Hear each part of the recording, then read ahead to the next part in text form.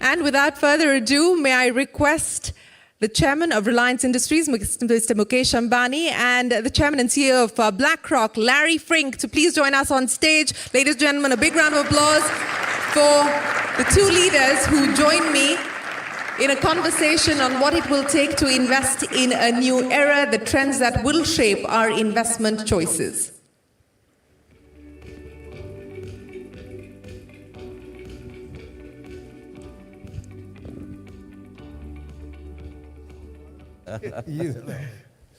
Hey, Shireen, how are you? Good to see you. Good to see you. I think they want a picture, so if we can just Sure. have the two of you here.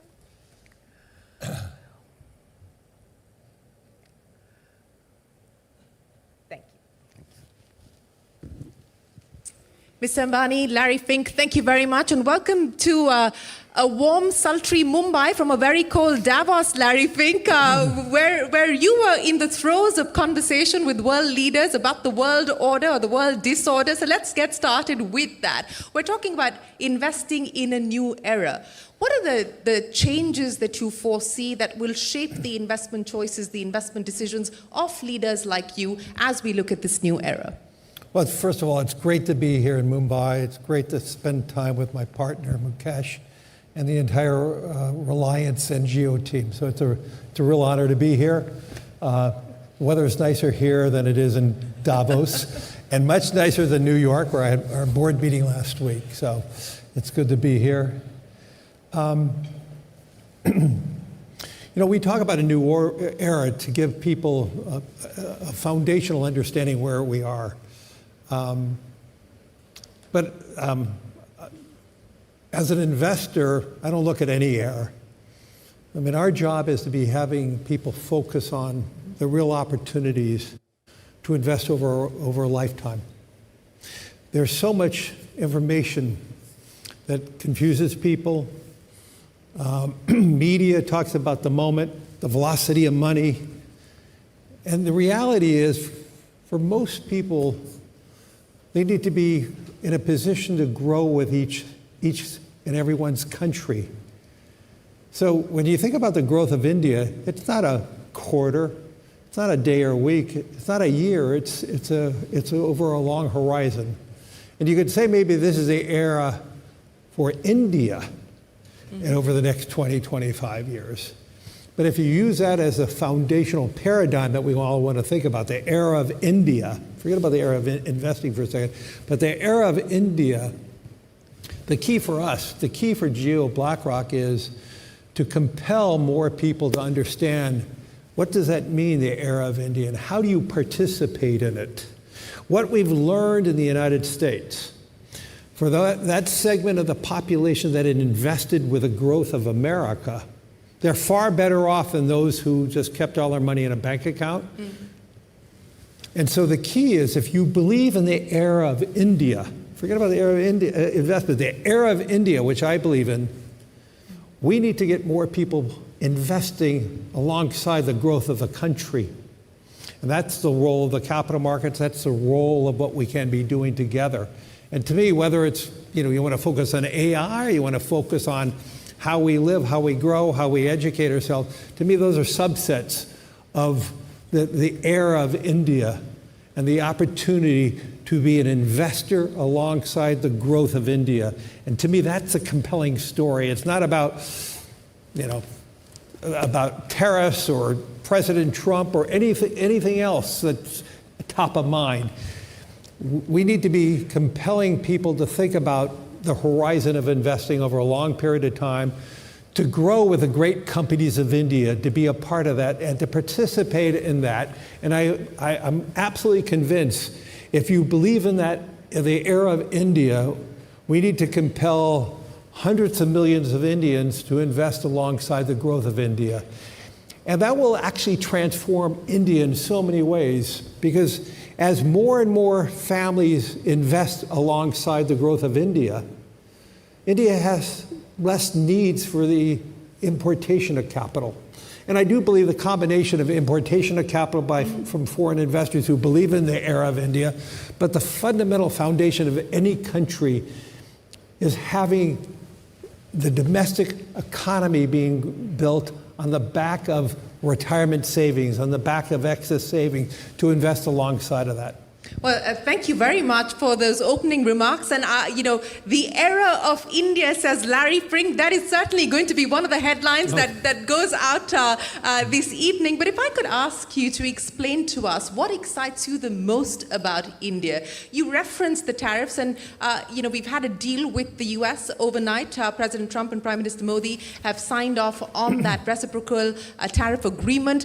So the overhang has lifted at least on one aspect of that relationship. How crucial a development is that, and what excites you the most about India today? Well, let's be clear, over 20 years it had no bearing.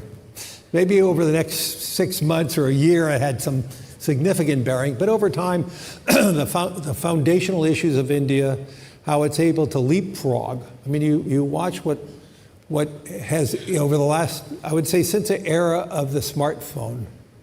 And I think that's a pivotal point. 2012 was, think about your life before the smartphone here in India.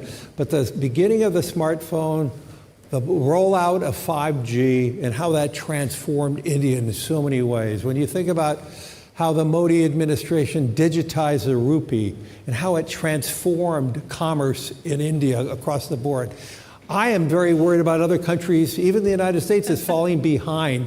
We need to be digitized. We need to be thinking about how this all plays out. I think this is part of the democratization of India, and so now India is a leader in this.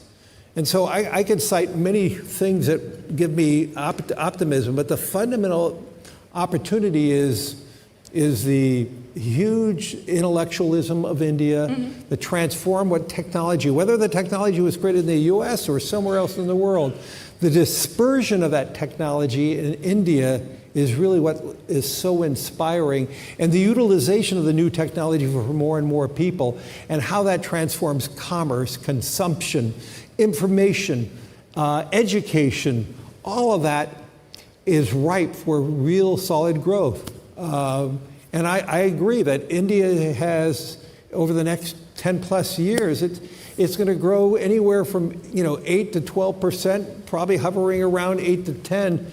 And that's a place where I want to personally invest in, and what we need to do is compelling more Indians to invest alongside that growth.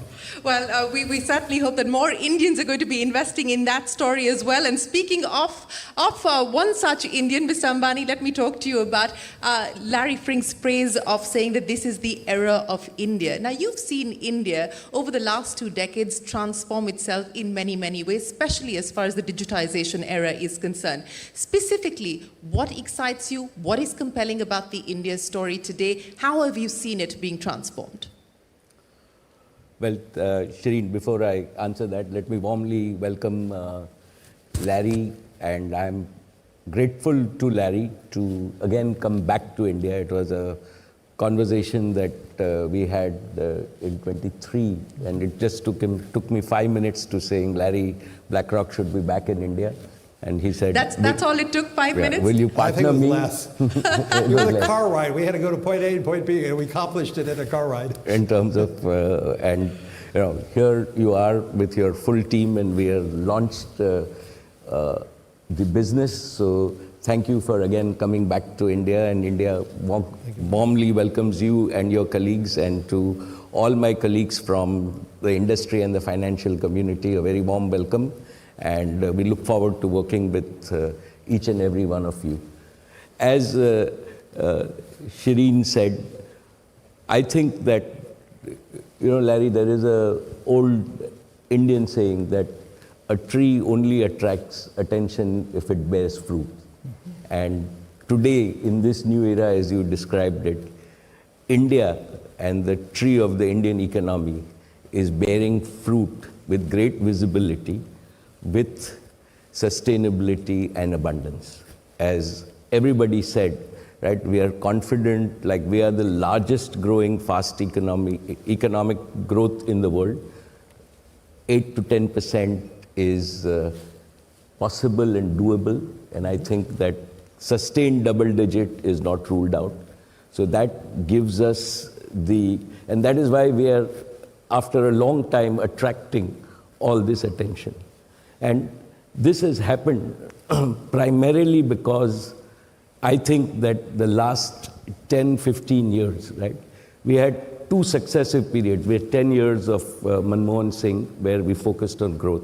And then we were very lucky to have now consistently 15 years of very stable leadership.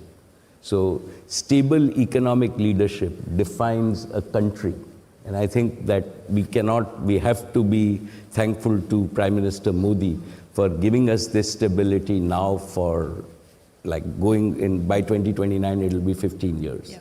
I also think that we've got what is different about this is we've got a very clear goal.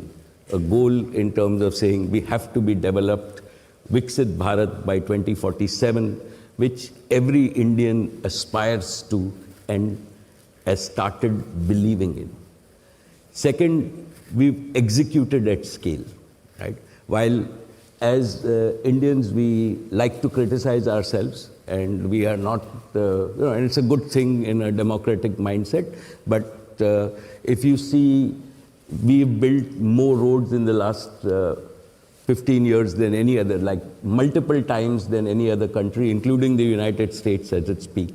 We've built like power capacities. We are now the leading renewable power producer in the world. We've built in our own industry digital capacities, 5G, that is better than most people in the world and cheaper than most people in the world in terms of what. And now every Indian village has got 5G. So, and I can go on, like we built the same thing in terms of infrastructure, the roads that you see in Mumbai. For a long time we said that we will connect Mumbai to the mainland, and we now have the bridge that is running. So we've executed. We've also had policy which is sustainable. So even when you see between governments, right, we all thought that Aadhaar was the earlier government's piece. I think this government was wise enough to saying we've had continuity in policy at all times. In terms of that, we've had stability, we've had predictability. We've also been conservative. So as Indian successive finance ministers, we've always maintained our debt in order. Relative to global debt, we are still 50% of GDP as debt. So we are not, like the world norm is now 100%. So we've had, and I think that we've also in the private sector, and what excites me the most is the startup industry. When I interact with startups and we see young 28, 30-year-olds starting up companies, and I can clearly see, right, 100 new Reliances in terms of where, and the aspiration, the confidence that they have. And finally, it is the confidence that you see. Fortunately, we now operate across the length and breadth of India. So it's not only the confidence in forums like this, but when you see the confidence in young people going to school and colleges, wanting, and in parents today, believing that their tomorrow is better than today, right? And that is a big, big change in India, that all of us, this is our baby boomer generation. This is the Indian generation that believes that they'll make a better tomorrow than today.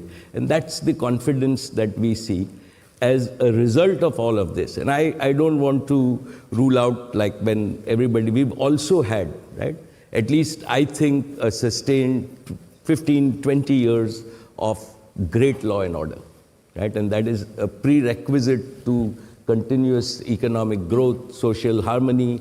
All of these things matter in terms of that. And hopefully, like we are now setting the foundation for many, many decades. The world sees that. And that is why, even like after the budget, we had the European treaty, we had, fortunately, the US. So the world is looking at us. We have, and we at Reliance get at least every month 3 or 4 global majors. We cannot say yes to everybody for partnerships in terms of saying we want to come to India and can we work together. So the world is taking notice of India. It's a tree laden with abundant fruit.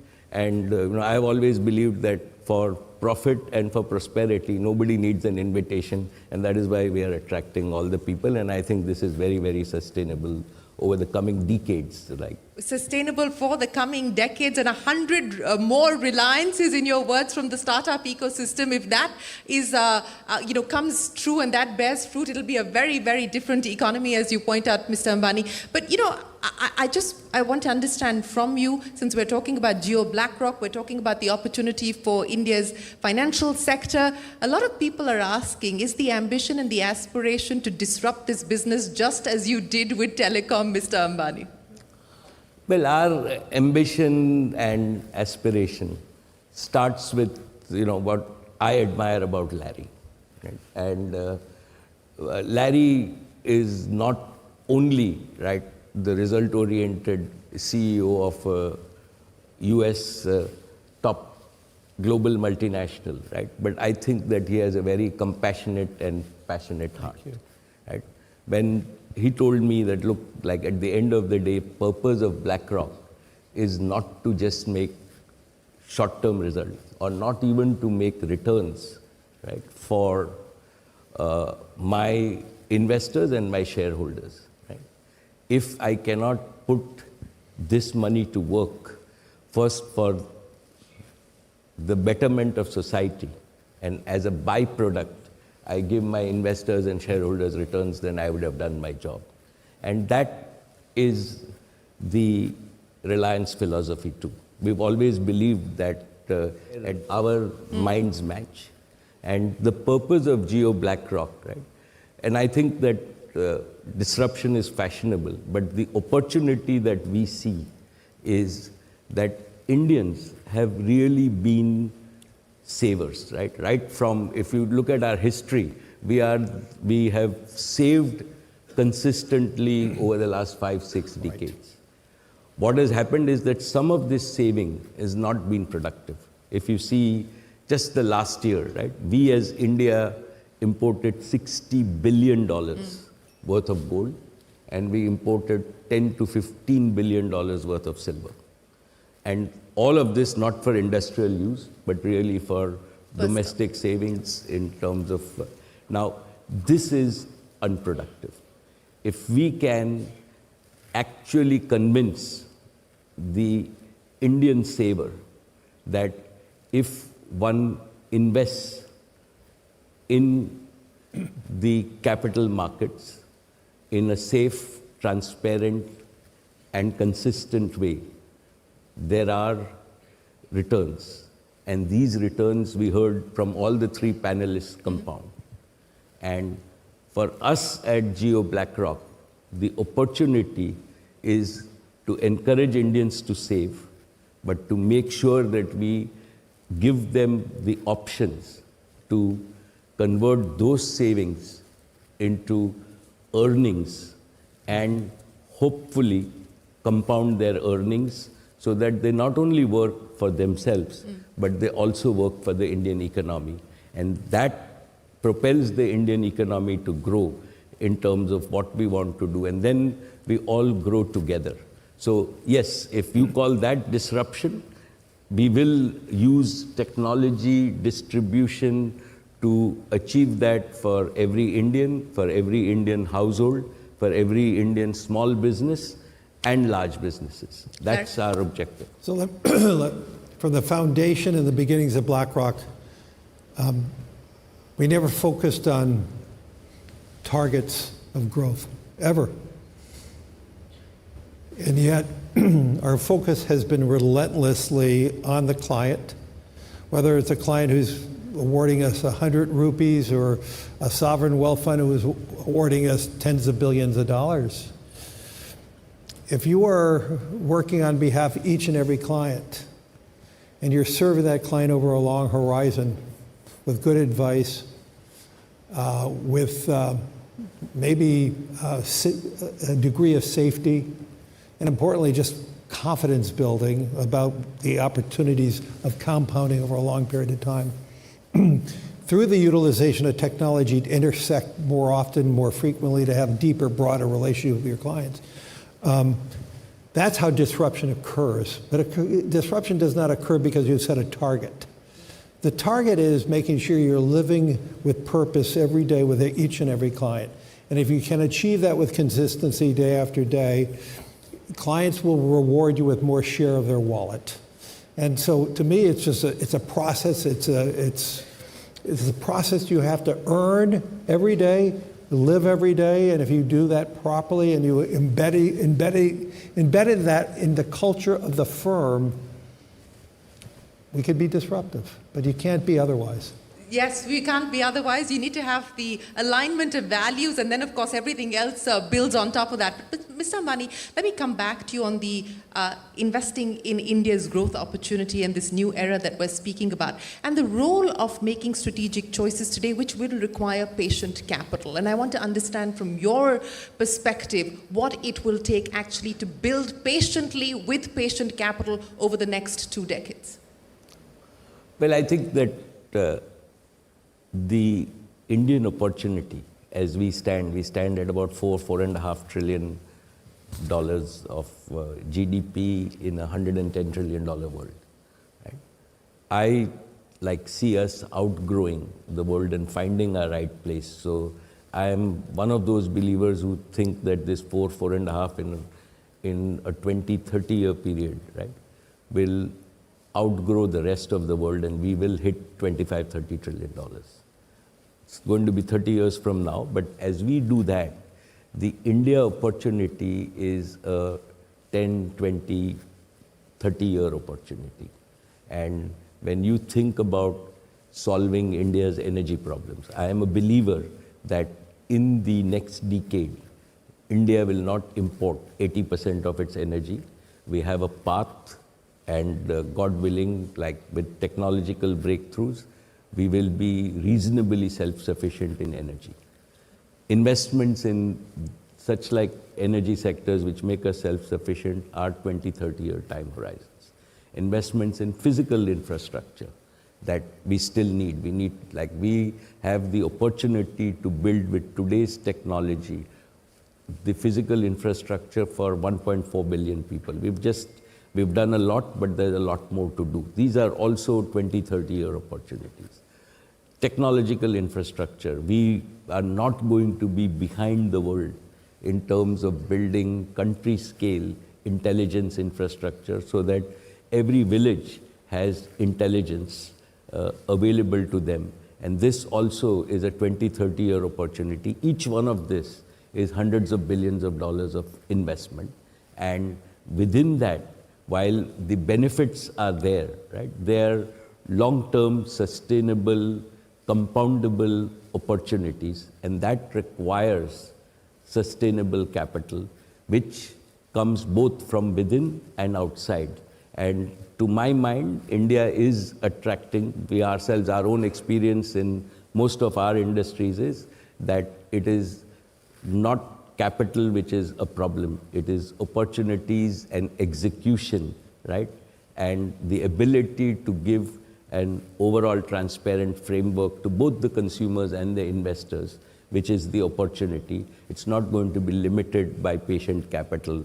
The world recognizes that India, because the world also doesn't have many such scale opportunities where they can deploy on a few projects hundreds of billions of dollars. Absolutely. The market, of course, in India presents a very compelling opportunity across different sectors, as you spoke of. But Larry Fink, let's talk about AI and the power, the potential of AI. And you're a big believer in the AI story, not just for BlackRock, but in general. You know, the stock market volatility notwithstanding, the fact that we're spending hundreds of billions of dollars in this AI infrastructure build out, and this is sort of front-loaded spending, and there's a question mark still on the revenues and the returns. How do you sum up what is happening in the world of AI today? What do you look for? What do you look at? I would first and state that I don't believe there's an AI bubble. You don't believe that? Not at all. I believe the greatest risk we have is if we don't invest and continue to invest, China will win. And I believe the need to rapidly expand the AI opportunities is necessary. That doesn't mean we're not going to have some bankruptcies. We'll have some failures. That's capitalism. You're going to have some big successes and big failures. But the opportunity that companies have in utilizing AI is going to be present in everything we do. I mean, even yesterday you had Anthropic announce a new model, which is going to be threatening for some businesses, but it's going to be an opportunity for other businesses. You mentioned Davos, and you mentioned the word cloud. There's no question AI is among the most topical conversations we're having now because it is disruptive. It's going to be disruptive for some industries, but it's going to also be very advancing. I mean, the future of AI in terms of drug discovery, in terms of humanity, is real. The use of AI for the development of new sources of power or cheaper sources of power, what can that mean in the long run for the global South? Could we have abundance in energy one day? Now that's still pretty far-fetched at this moment, but the opportunities of the acceleration of science is there.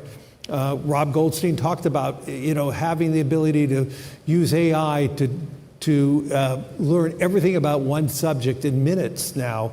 And so AI is going to allow more discovery, more opportunities, and with that technology, like so many other technologies, it's going to be disruptive for some businesses and some economies. And the key for AI to be really successful in every society, we need to make sure that AI broadens economic success and it doesn't narrow economic success. We talked about that a lot in Davos the last 2 weeks, and that's going to be the real issue. Can AI be not only disruptive, but can it be expanding and broadening economic success throughout all economies? And that's going to be the big question about, how do we play that out? In the early part of AI, you're going to see countries that are huge winners and some countries that are going to be left behind. And so you have all this dynamism around how AI is going to be playing out. That is in the short run. In the long run, I think it's going to be more democratizing, but in the first few parts of AI, it's going to be more limiting.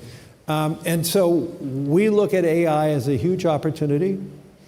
For us in navigating the $14 trillion that we manage on behalf of our clients, we have to use advanced technologies to process the business that we are already doing.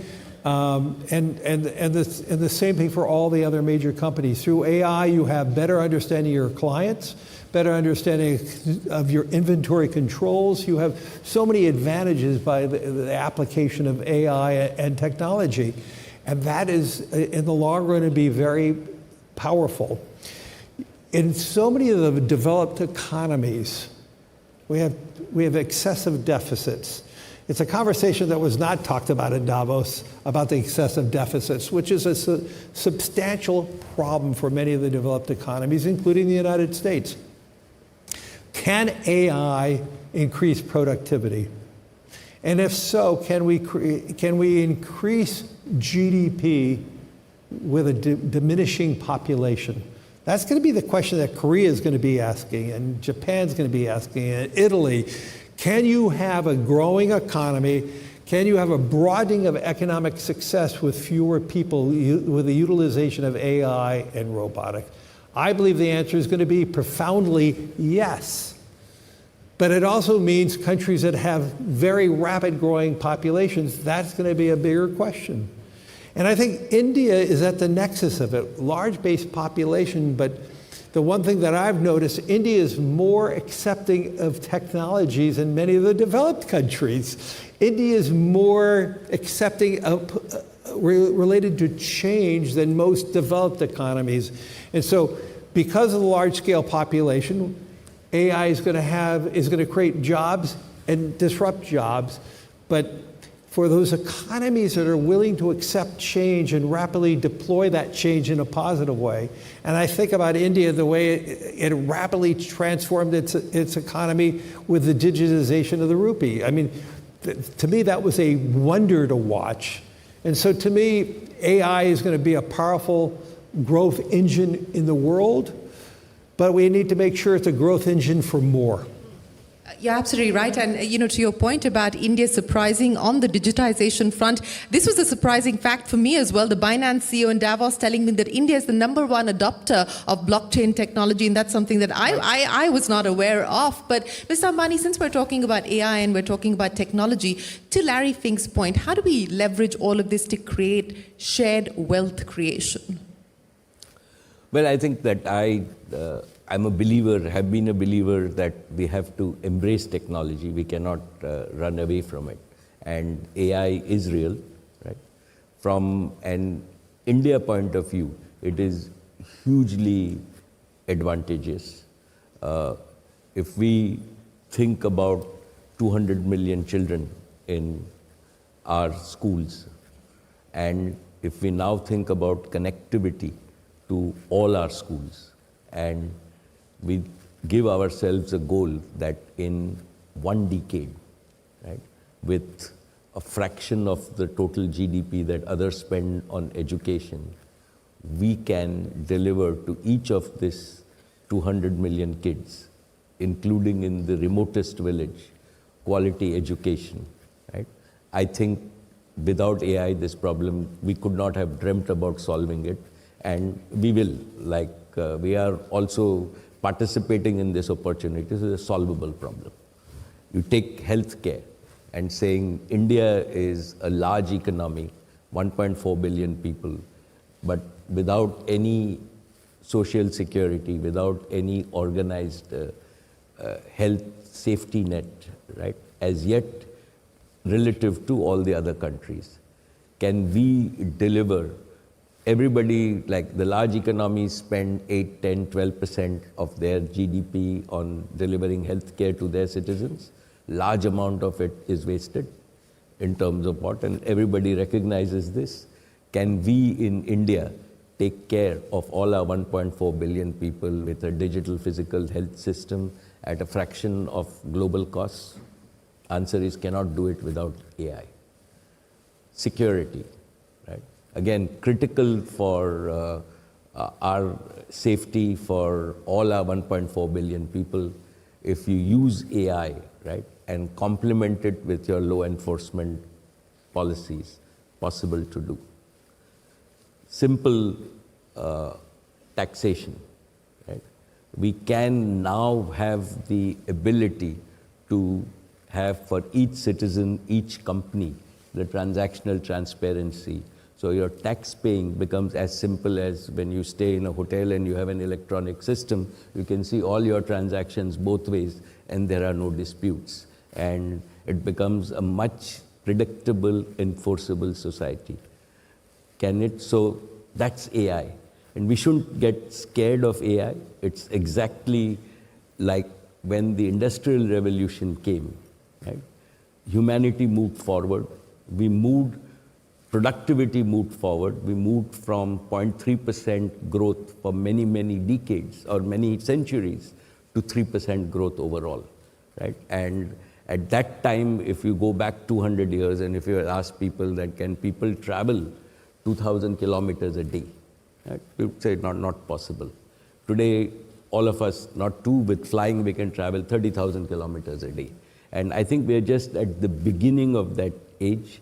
We must embrace it. India has the opportunity, and what we see, as you said, is we see that young Indians, as Kamath Saab said, old Indians, right? India just adapts to technology faster than everybody. We've seen it firsthand over the last 5 years in terms of what we want, and we should use that at our competitive advantage. Embrace this, get the productivity advantage, get the earnings advantage, build a better society in terms of, and use tomorrow's technology before anybody else so that we catch up from our $4,000 or few $1,000s per capita to double-digit per capita, and then get to, the US is still at $40,000, $50,000 a capita, so we've got a long way to go. This is our part to catch up, and I think the world will allow us to catch up with them in the next 2 decades, and that's an opportunity. Like from my point of view, at Reliance, we are taking this opportunity with both hands in terms of that. It's once in tens of centuries opportunity, and we can, like, if we embrace technology, if we allow our youth to embrace that, right, then in the next 20, 30 years, we can redefine India and find our true position in the world. A multi-generational opportunity, as you put it, Mr. Ambani. But Mr. Fink, let me address the issue that you brought up and said it didn't get enough attention in Davos, and that was deficit. But what did get a lot of attention in Davos was, of course, the interest rate trajectory that the world is going to be faced with, and how you see some of these factors impacting markets globally, the investment sentiment globally as well. Where do you see interest rates headed? Do you believe that we're likely to see more cuts coming in? And what will be some of the other crucial risks that investors need to watch for? Well, all those questions are for the short term, so let me answer some short-term questions. Look at the markets. The markets are honest.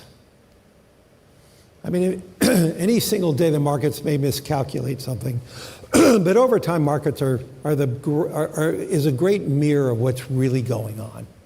So whether there's political pressure one way or the other, sure, that could shape a market over any one day or week, but markets actually are bigger than any individual or any economy. And so if the Federal Reserve eases too early, and we see inflation, we see measures that prove it wrong, you're going to have a steepening of the yield curve. So all those issues to me are not that important, to be honest. I know they're important for day traders. They're important for media because they can talk about all the churn and all that. But it really doesn't matter that much, and I don't really spend that much time focusing on those type of issues. Now, over a course of any one quarter, any one year, yeah, sure, they matter. But over time, the markets correct itself and rebalance itself. And that's pretty much the message that we have to constantly talk about. Because the message is not about the moment, and everybody gets so confused about the politics, the polarization of opinions, the politicization of everything. And yet, over time, that's the beauty of markets. The markets are an honest reflection of global economies over the long run. And if you believe in humanity, if you believe that we correct our problems over time, I actually believe the things you read in the newspaper, all the stuff we read that's frightening, I get actually excited because we're talking about those issues. And generally we mitigate most of the things that are on the front pages. We actually mitigate. So I actually am pleased when I see all the things, all these terrible things, and I'm not trying to say each and one of those things may be really terrible, but the fact that we're talking about it, it mitigates. We self-correct. Are the things that you don't read in the newspaper that you think are a problem, those are the things that bother me. Like the long-term issues of deficits that we don't spend enough time talking about. How do we mitigate it? The best way we mitigate it is through growth. And that's what I try to tell every political leader. How do you grow your economy? Because if you grow your economy, the deficits will be smaller as a percent of GDP. But and so I don't get bothered by most of the stuff I read because it's a good thing. That's the power of the press to identify all the issues. But through that identification of the issues, we mitigate those issues. You think about all the problems you read and all the wars and all the skirmishes, but in most cases over time they resolve themselves. You think about how problematic everything is when we entered this year, and yet when you think about the beginning of 2025, everybody was so nervous about everything. Yet markets did great over 2025. We have some form of resolution in Gaza and Israel. There are so many other areas in the world where we actually have diminished risk. But if you ask the average person who reads a paper, they would think things are actually worse than they are. And to me, obviously, negative news sells far better than positive stories. And so what I'm trying to say, and my message to everybody is, yes, please be a global reader of what's going on, but don't get so alarmed by it, because we're going to mitigate most of those problems, because that's what we do as human beings. And that is the whole message about long-term optimism. You know, long-term optimists generally win. Elon Musk said in Davos, it's better to be an optimist and being wrong than being a pessimist who's right. And I think about just Elon himself for a second. I've never met a person who is as smart as he is, but with the imagination that he has and the guts to do what he's done. And I think in building that out, and I would just liken that to Mukesh Ambani, the ambition, the imagination. And those are the key things in growth and opportunity.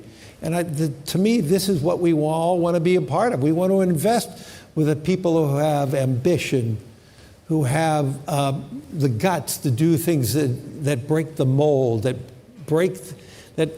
changes society, but they change society because of imagination and guts. And to me, that's the beauty of being a long-term investor. Absolutely. So being an optimist and getting it wrong versus a pessimist and getting it right, yep, in Elon Musk's words, is more important, and you agree with him. But Mr. Ambani, you were talking about the startup ecosystem, and I want to understand from you, both of you spoke about changing the mindset from savings to investing, and both of you are focused on generating growth. What is the message to the young Indian saver today? What would both of you tell the young Indian saver? And let me start by asking you, Mr. Ambani. Well, Shireen, I think that to my mind, the India opportunity, right, is genuinely a new era. It's now, we can see it visibly over the next 2 or 3 decades in terms of, and all of us agree that growth, and we take growth for granted, but let me tell you, all over the world, people would die for 10% year-on-year growth, right? And we are growing on a large base, and we will sustain that. So for any young Indian, right, this growth is going to be converted to growth into his or her income, right? And so you would have income growth. We've got to continue our savings mindset. We still want to be conservative. We don't want to inherit too many deficit problems. We are still okay. So as long as we save, and if we make that mental mindset in terms of saying we will go and invest our savings to grow with India back into productive uses, to have these productive uses, Jio, BlackRock, and the whole financial community. Today, to my mind, while we all talked about 1 minute, I still think that from my perception, right, access to investments and productive compoundable investments is complex, it's not affordable, and it's not available to all. And that is what every young Indian should demand for. And it's our job in industry to do exactly what we did with Jio, that it should be available to all. And then people will benefit from the power of compounding. I think that we talked about compounding, but money in a bank account lying in simple interest is not compounding. Right? Money in stock market is compounding, and India has an efficient market. We have now regulated it well, and if we can channelize this money to grow for every Indian along with them, yep, right? That is the opportunity that we have, where hundreds of millions of Indians, right, become owners of wealth and don't only observe wealth creation. And I think that India is well equipped. The institutional mechanism as well as the corporate mechanism is aligned with that. Very fact that we are here utilizing all the technologies to enable this for Indians is there. And within this framework, right, there are still many, many unsolved problems, and even after 3 decades, there will be many unsolved problems. So the opportunity for startups, think in a big macro piece, right? It's a $110 trillion world, 4.5 trillion India, right? The $110 trillion world with AI productivity will go up to a $300 trillion world in 3 decades, right? India has the opportunity to take its share. So there is like 35 trillion. We have 30 trillion of new value, right? That has to be created. And that means there is 30 trillion of new market value. And that is what people will participate in the next 3 decades. And that's why even 100 Reliances might not be enough. But that's the opportunity for a young Indian starting today. Larry Fink, your message to young Indians in the context of what you've seen happen in the other countries that you operate in? Mostly believe in your own country. Believe in the opportunity growth. I mean, think about it. If India can grow 10% a year, and let's assume the stock market only grows at 10% a year, it grows at a multiple of the growth of a GDP. But let's just assume it only, that means you're doubling your pool of money every 6.5 years. Okay, that's a pretty good outcome. That's much better than keeping your money in a bank account. And to me, that's the foundational issue. Grow with your country, and if you believe that there's leverage in the system, which there is, if the economy grows at 10%, the equity markets are going to grow, 5-6 points above that over time. And so, to me, that's the foundational to build financial security, dignity when you're in retirement. And to me, that is a whole foundational issue for a successful economy. You spend a lot of your time fishing, Larry, I believe. I believe this deal got done in a car, and it was less than... We weren't fishing, no. No, you were not fishing, but what was the bait? Friendship. Friendship. That is the perfect note to end this conversation. Larry Fink, Mukesh Ambani, thank you so very much for joining us and giving us a long-term perspective of the strength of the India story and the strength of this partnership. Appreciate your time. Ladies and gentlemen, a big round of applause for Larry Fink and Mukesh Ambani. Thank you, Shivi. You're brilliant as usual. Thank you. Thank you. Thank you, Larry.